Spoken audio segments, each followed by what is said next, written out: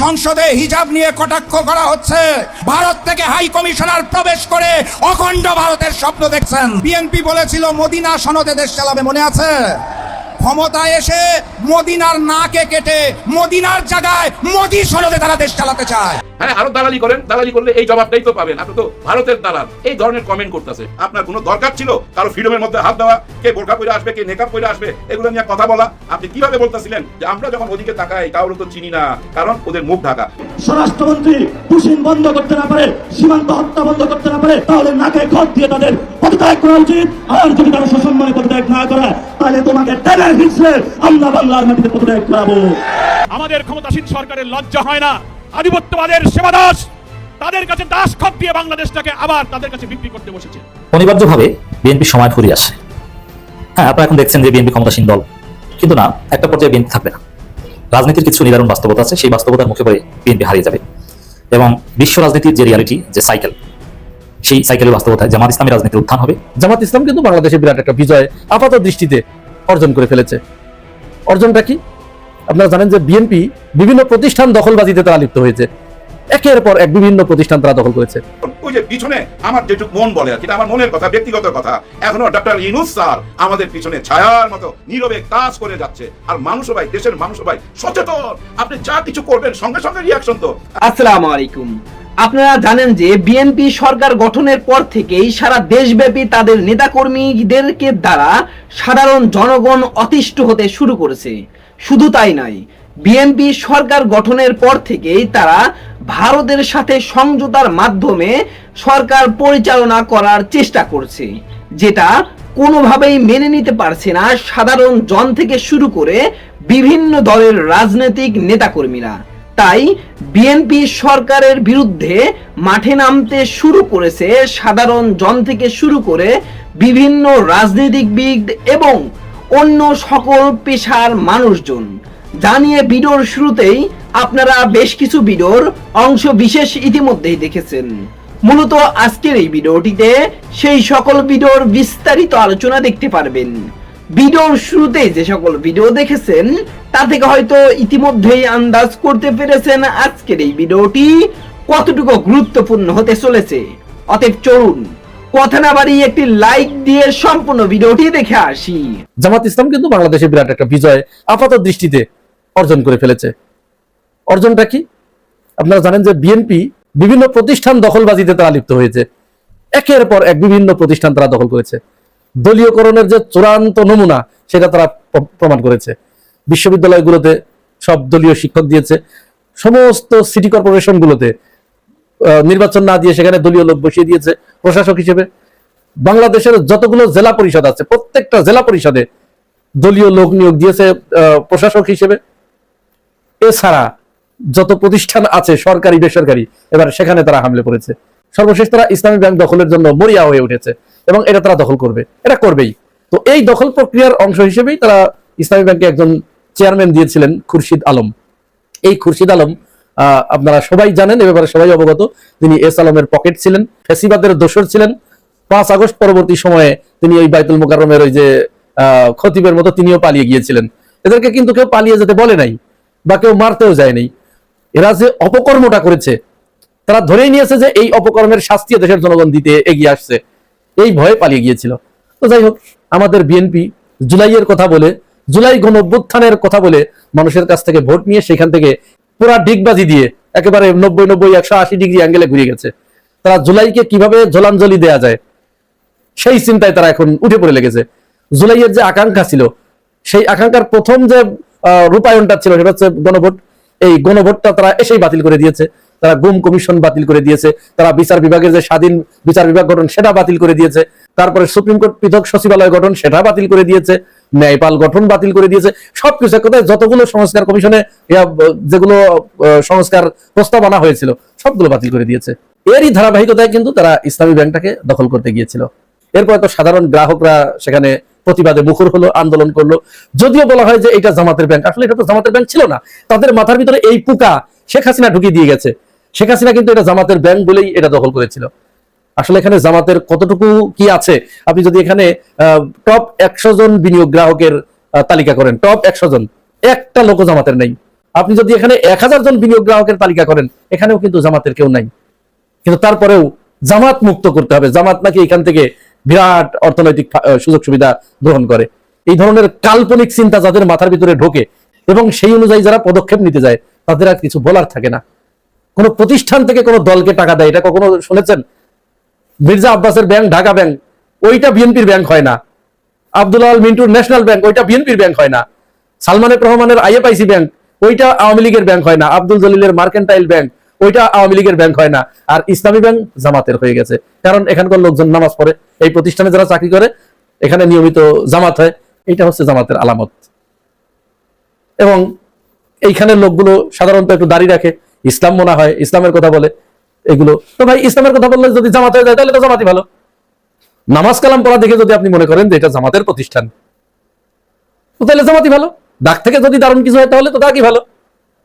তো যাই হোক, সেই দখল করতে গিয়ে অবশেষে গ্রাহকদের সম্মিলিত প্রচেষ্টায় তারা সেখানে ব্যর্থ হয়েছে। রবিবার বিকেলে ইসলামী ব্যাংকের যে পরিচালনা পর্ষদ ছিল, বাংলাদেশ ব্যাংক, সেটি ভেঙে দিয়েছে। আর ওই খুরশিদ আলম তো এখানে পদত্যাগের তো আর কোনো প্রশ্নই নেই তাহলে, কারণ এটা তো টোটালি বাতিল হয়ে গেছে।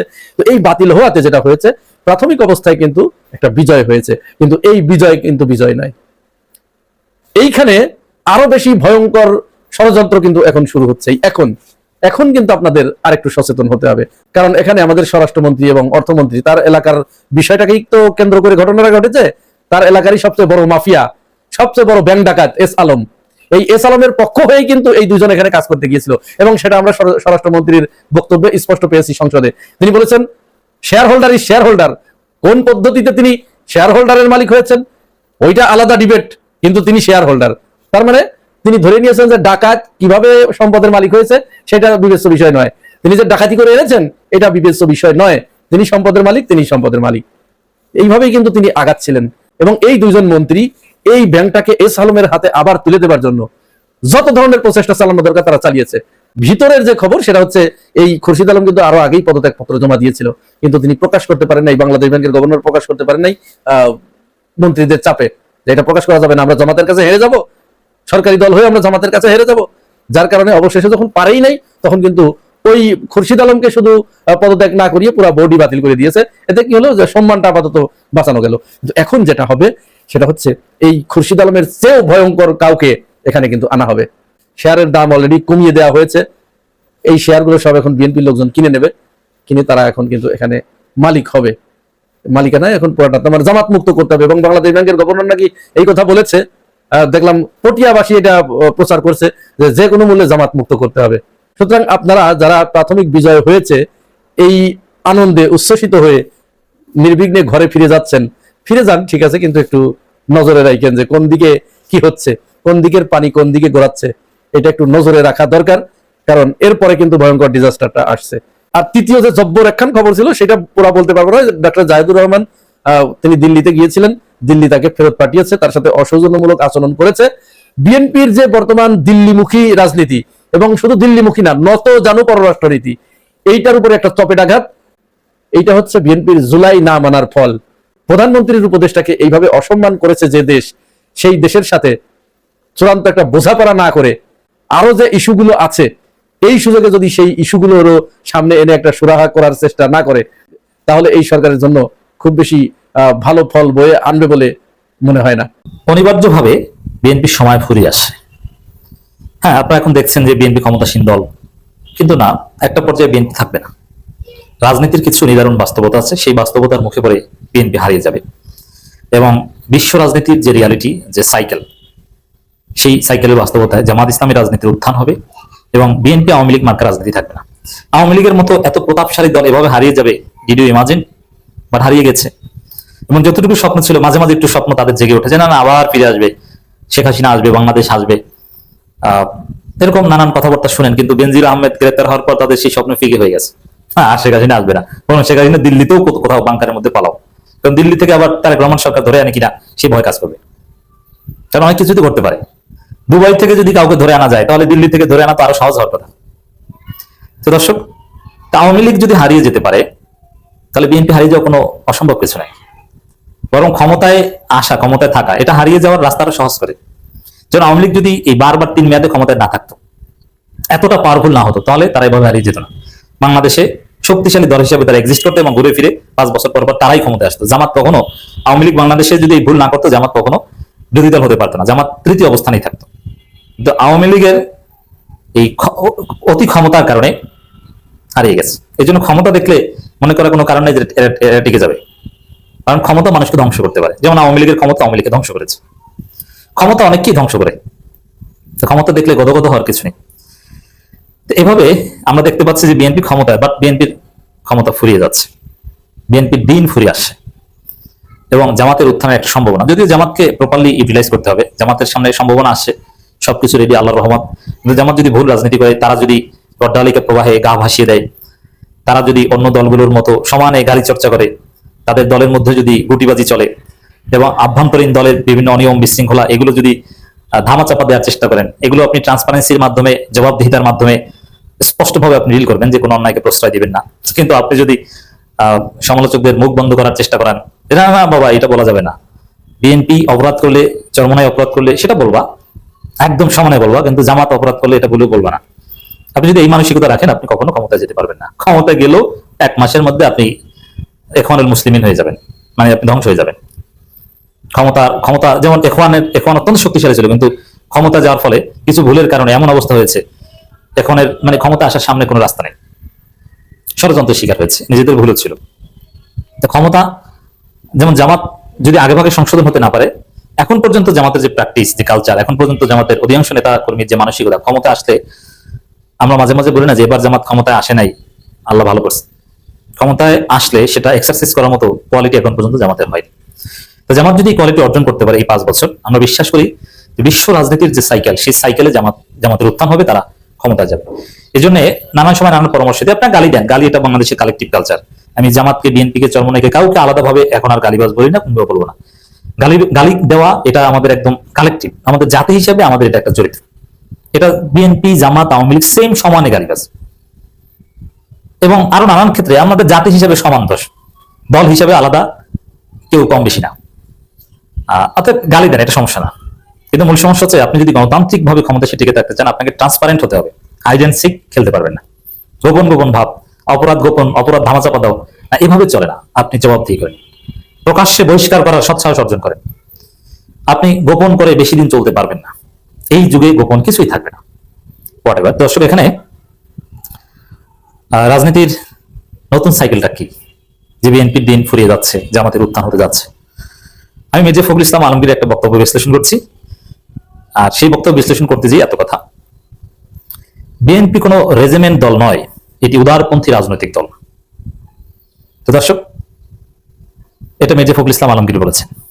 এটি হচ্ছে বিএনপির দিন ফুরিয়ে যাওয়ার একটা আলামত। বিএনপির যে কথিত লিবারাল ডেমোক্রেসি, প্রথম কথা হচ্ছে বিএনপি উদারপন্থী গণতান্ত্রিক দল, এটা পুরোপুরি ঠিক না। কারণ লিবারাল ডেমোক্রেসিতে পরিবারতন্ত্র থাকে না, কিন্তু বিএনপিতে তো পরিবারতন্ত্র, এটা এস্টাবলিশড। পরিবারতন্ত্র বিএনপির ক্যাপিটাল, বিএনপির সম্পদ। পরিবারতন্ত্র আছে বলে বিএনপি টিকে আছে, নইলে তো হাসিনা আমলে বিএনপি ধ্বংস হয়ে যেত। তারেক রহমানকে প্রতীকী অর্থে হলেও লন্ডনে ভারপ্রাপ্ত চেয়ারম্যান বানিয়ে রাখতে পেরেছেন, বিএনপি ইউনাইটেড থেকেছে। এবার তারেক রহমানকে কেন্দ্র করেই বিএনপি ক্ষমতায় এসেছে। মানুষ খালেদা জিয়ার পুত্র তারেক রহমানকেই ভোট দিয়েছে, এটা সত্য কথা। এই জন্য পরিবারতন্ত্র বিএনপির আছে। এখানে তারেক রহমান যদি না থাকতেন, বিএনপির প্রধান যদি হতেন খন্দকার মোশাররফ কিংবা মির্জা ফখরুল ইসলাম আলমগীর, যদি সুষ্ঠু ভোটের কথা বলি, জামাতের অর্ধেক ভোটও পাওয়ার কথা না। জামাতের কোনো পরিবারতন্ত্র নাই, এগুলো তাদের রাজনীতির সাথে প্রাসঙ্গিক না। জামাতের অ্যাসেট নীতি নৈতিকতা, যোগ্যতা, আর বিএনপির অ্যাসেট পরিবারতন্ত্র। পরিবারতন্ত্র নাই, বিএনপি নাই। পরিবারতন্ত্র আর লিবারাল ডেমোক্রেসি এক না। অর্থাৎ বিএনপি উদার গণতান্ত্রিক দল নয়, কিন্তু অন্যান্য দিক থেকে বিএনপিতে উদার গণতন্ত্র আছে, ঠিক। যেমন বিএনপিতে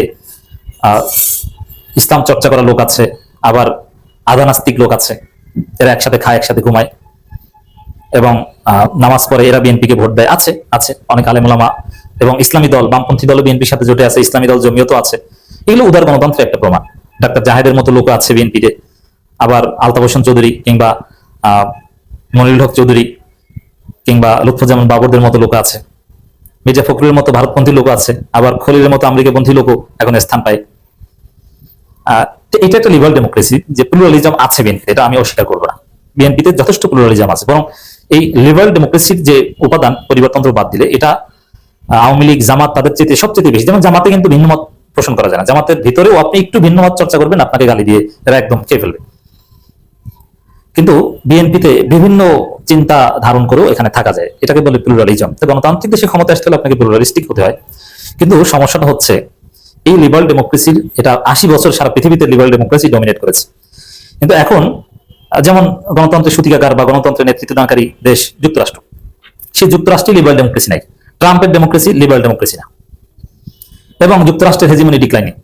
এখানে চাইনিজ মডেল ডেমোক্রেসি, যেটা অনেকটা এই চাইনিজ কমিউনিস্ট পার্টি বা এই রেজিমেন্টেড দল কিংবা তুরস্কের একে পার্টি বা পৃথিবীর বিভিন্ন জায়গায় দেখেন যে দক্ষিণপন্থার উত্থান, যেখানে একটু রেজিমেন্টেড দল অথবা কন্ট্রোল ডেমোক্রেসি, জামাত কিন্তু ফুল ডেমোক্রেটিক দল না, কন্ট্রোল ডেমোক্রেসি, নিয়ন্ত্রিত ডেমোক্রেটিক দল, এদের একটা উত্থানের সম্ভাবনা আসে। চাইনিজ মডেলের উত্থানের সম্ভাবনা আছে, যেখানে নিয়ন্ত্রিত ডেমোক্রেসি থাকবে। তো এই জায়গায় আমি বলতে চাই যে যেহেতু এই লিবারাল ডেমোক্রেসির সাইকেল বিশ্ব রাজনীতির 80 বছর এটা প্রায় শেষ হয়ে যাচ্ছে, এখন Chinese model control democracy, Hasina কিন্তু সেই কন্ট্রোল ডেমোক্রেসির দিকে যাচ্ছিলেন, কিন্তু মাঝপথে তিনি ধ্বংস হয়েছেন। তো জামাত কিন্তু ওই কন্ট্রোল ডেমোক্রেসি, তো এই কন্ট্রোল ডেমোক্রেসি আর এমনিতে লিবারাল ডেমোক্রেসি পৃথিবীতে আসলে ফেল করেছে। কারণ আছে, আপনারা দেখছেন যে গণতন্ত্রের নামে প্রতারণা চলছে। গণতন্ত্র বাংলাদেশে কিছু দিতে পেরেছে, পারেনি। তো এই জন্য দক্ষিণ কোরিয়া, উত্তর কোরিয়ার কথা বলছি না, সিঙ্গাপুর, এইসব দেশেও কিন্তু কন্ট্রোল ডেমোক্রেসি। সারা পৃথিবীতে এই কন্ট্রোল ডেমোক্রেসি আসবে, লিবারাল ডেমোক্রেসি ফেল করবে, তার সাথে বিএনপিও হারে। আমি আশা করছি সম্পূর্ণ ভিডিওটি দেখেছেন এবং এই ভিডিওর সাপেক্ষে আপনার কি মতামত সেটা অবশ্যই কমেন্ট বক্সে জানিয়ে যাবেন। ভিডিওটি ভালো লেগে থাকলে শেয়ার করতে ভুলবেন না। আমাদের এই চ্যানেলে নতুন হয়ে থাকলে চ্যানেলটি সাবস্ক্রাইব করে চ্যানেলের পাশে থাকবেন। আর যারা ইতিমধ্যেই চ্যানেলটি সাবস্ক্রাইব করেছেন তাদেরকে অসংখ্য ধন্যবাদ। দেখা হবে নতুন কোনো ভিডিও নিয়ে, ততক্ষণ সবাই সুস্থ থাকবেন। আল্লাহ হাফেজ।